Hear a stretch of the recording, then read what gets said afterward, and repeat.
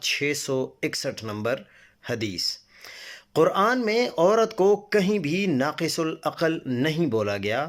حدیث میں سراسر ناقص العقل اور نحوست کا نشان ہے۔ بخاری 2858 304۔ قرآن میں بلا تخصیص شادی شدہ یا غیر شادی شدہ زانی کی سزا صرف درے ہیں۔ سورہ نور آیت نمبر 2۔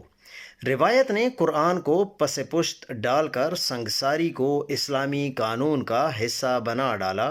بخاری 4418 نمبر حدیث۔ قرآن میں جو مرد کمائے وہ اس کا حصہ، جو عورت کمائے وہ اس کا۔ سورہ نساء آیت نمبر 32۔ روایت میں البتہ اس کا محرم کے بغیر سفر کرنا ہی منع بنا دیا گیا۔ بخاری 3006 نمبر حدیث۔ اور اگر باہر نکلے گی تو اسے راستے کے کنارے چلنے پر مجبور کیا جائے گا۔ ابی داؤد 5272۔ قرآن میں عذاب قبر کا کوئی ذکر نہیں، بلکہ موت کے بعد قیامت تک ایک پردے کا ذکر ہے۔ سورہ المؤمنون آیت نمبر 100۔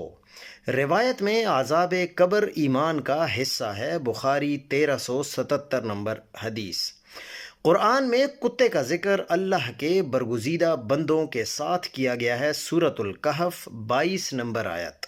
شکاری جانوروں کا جن کو سدھایا جاتا ہے، منہ پکڑا شکار کھانے کی اجازت ہے۔ سورہ المائدہ 5 نمبر آیت۔ روایت میں رحمت کے فرشتے اس گھر میں داخل نہیں ہوتے جہاں کتے ہوں۔ نسائی 4286 نمبر کی حدیث ہے۔ اور کالا کتا شیطان ہے۔ سنن ابی داؤد 702 نمبر حدیث ہے۔